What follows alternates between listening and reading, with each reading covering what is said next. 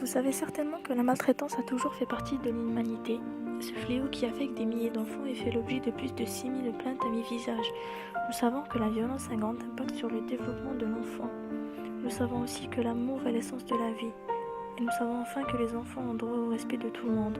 Nous savons toutes ces choses. Pourtant, les enfants souffrent toujours. Est-ce normal? Mesdames et messieurs, les enfants s'épanouissent en découvrant la vie, mais d'autres ont vécu le contraire. Et j'en suis sûre que chacun de vous a déjà vu un enfant que seule la tristesse s'affichait sur son visage. Pour grandir, les enfants ont besoin d'appui et d'encouragement, ce que d'autres victimes n'ont jamais reçu. Ces dernières se sentent souvent seules, horrifiées et atterrées. De plus, ces orphelins ne représentent ni un danger public, ni une menace telle que certains le pensent. Parce que si c'était vraiment le cas, l'humanité n'existerait plus. Mesdames et messieurs, être juste, c'est faire preuve de tolérance et donner à ces enfants ce qu'ils méritent comme droit, leur redonner la joie. Ça suffit. Halte au crime d'enfant autorisé sans aucune réaction.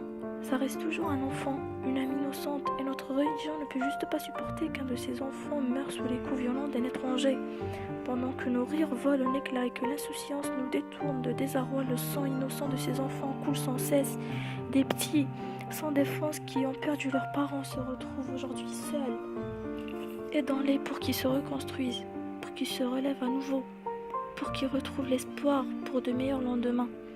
Enfin, je tiens à dire en tant que musulmane qu'on a tous le sang de l'islam qui coule dans nos veines. Et c'est ce qui nous amène à réagir comme tel.